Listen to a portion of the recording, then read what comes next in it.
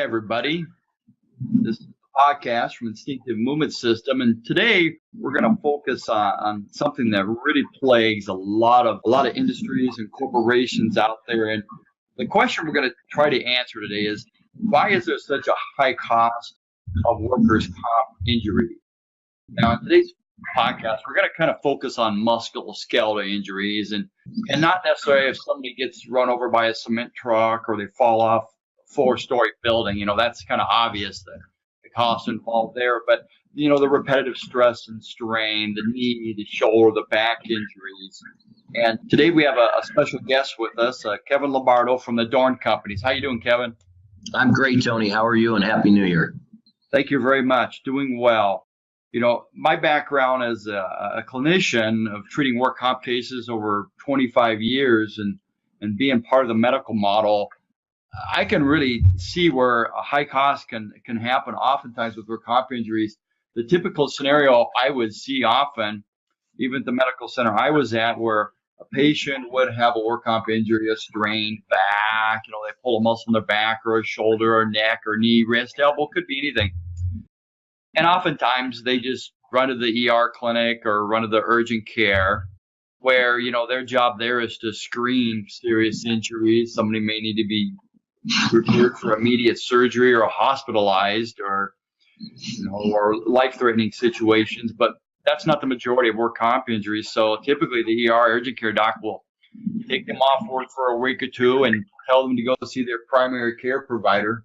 They'll eventually see that clinician, maybe after some imaging study. And then oftentimes the primary care doc might send them to what they call a specialist. They'll send them to a surgeon. Well, surgeons aren't necessarily back specialists or knee specialists. They're experts on surgical cases. That's usually the people they want to see.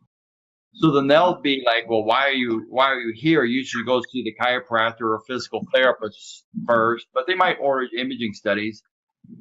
And now the patient is finally seeing a physical therapist, chiropractor, trainer, so to speak, to start rehab, start exercise, get them back to work. Now they've been off work for 2 months and we spent 10, 15 grand and we haven't even started really effective treatment yet.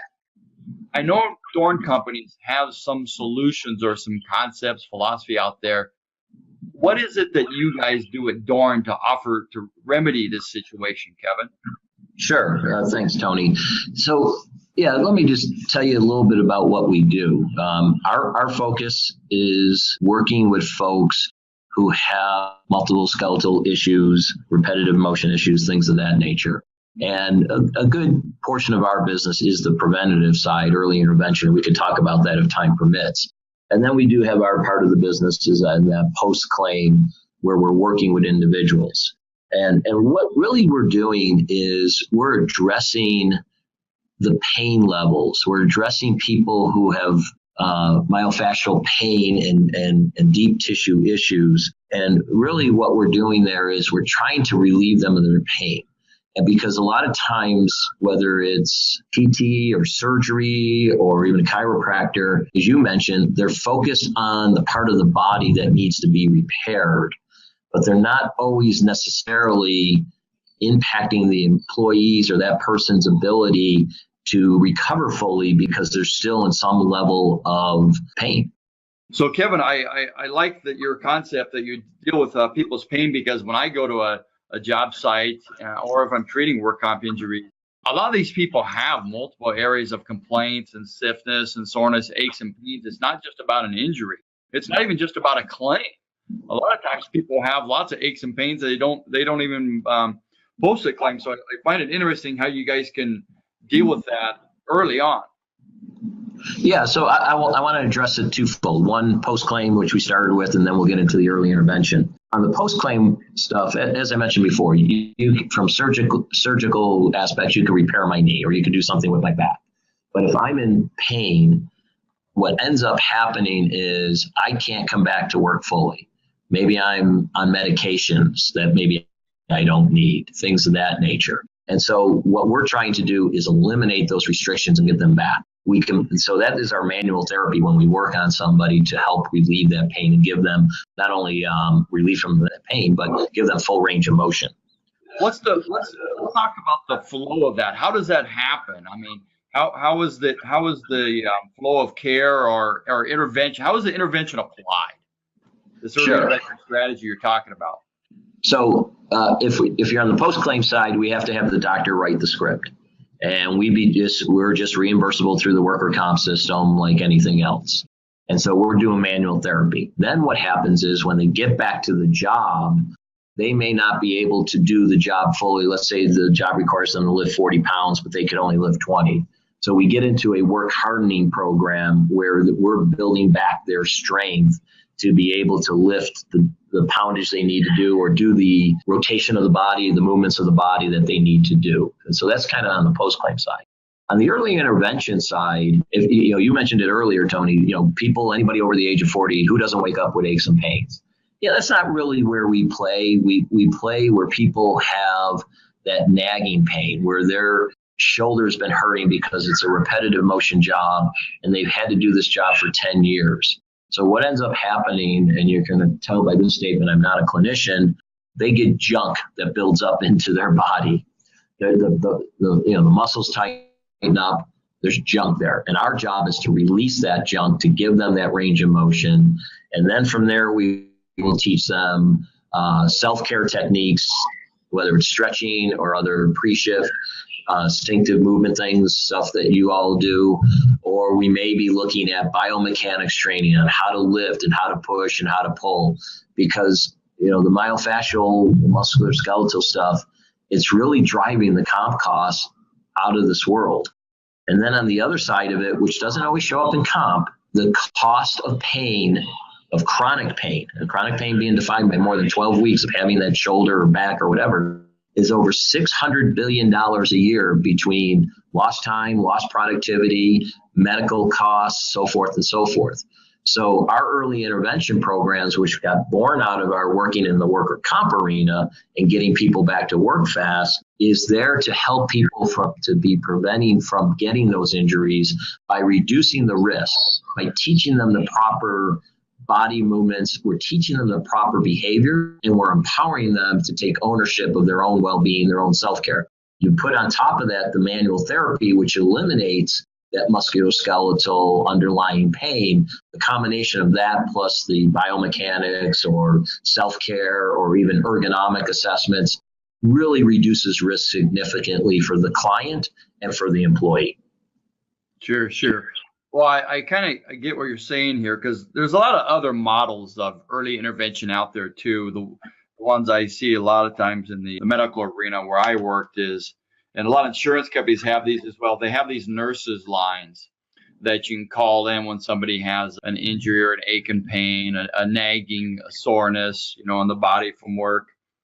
And unfortunately, I think a lot of times that's just first aid, and the nurses usually don't give bad advice, but it isn't really what I call effective treatment.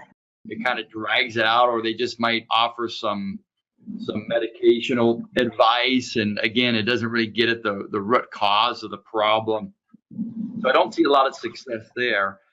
A lot of times too, I'll see athletic trainers that are placed at industrial sites by orthopedic or physical therapy clinics, and oftentimes free of charge. But then next thing you know, these people are going in for long, drawn out therapy, and they're off work or on limitations for long periods of time. And I don't see a lot of success there either, because it's like they don't have the industry's best interest at mind. I mean, when you guys go to the job site, it's not about just getting patients, so to speak. It's really about keeping the costs down, right? Oh, absolutely. Absolutely. And, I think there's a place for all of those components.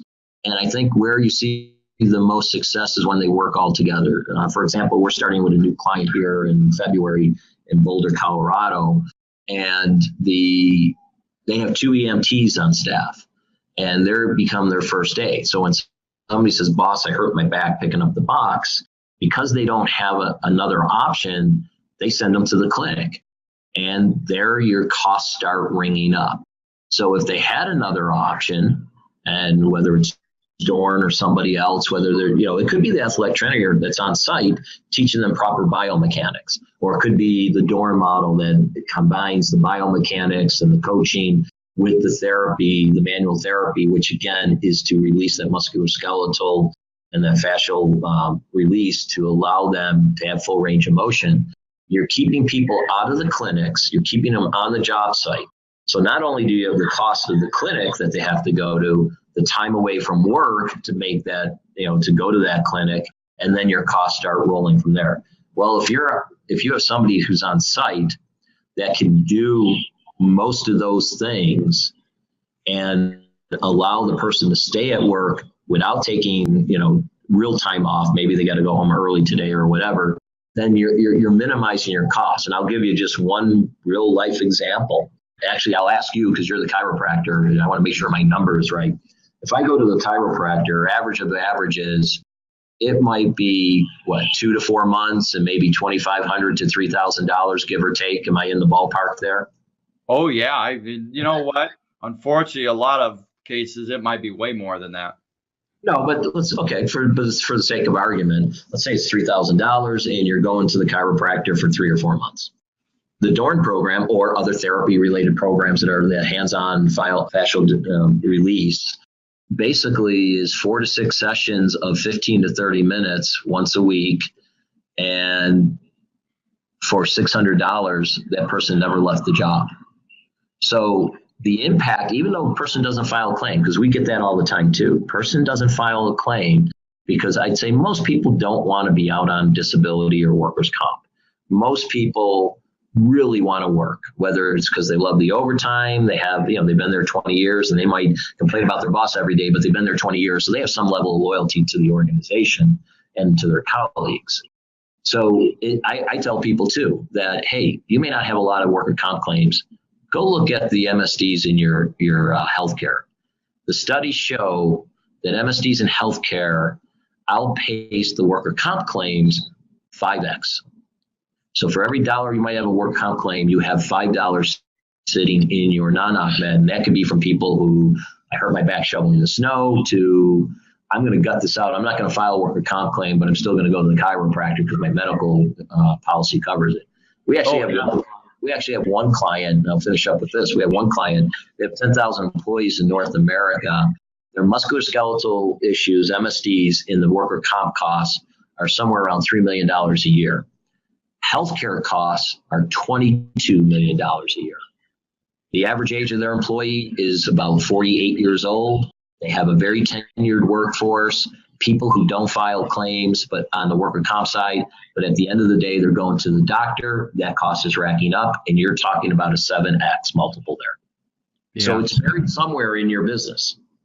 I see that. I like that concept, and that's what I've always thought of too. Even when I was seeing patients, I was working at the hospital and medical center there, seeing work comp patients, for, like you said, for OC health injuries and for non-OC health, but still musculoskeletal, is having on-site early intervention or intervention period on site, and then you're really got the best interest of both the company and the employee in mind. Like you said, most people don't want to miss work. They want to be back to work, have their life normal. But oftentimes when I see patients in a work comp case and they now finally see me after 3 or 4 months, their lifestyles drastically change. Now getting them back into that work mode is very, very challenging. And so I think that concept you hit on is even if it's light duty, getting them back to work right away within just a day or two after the initial onset is so important for their mental well-being as well as physical.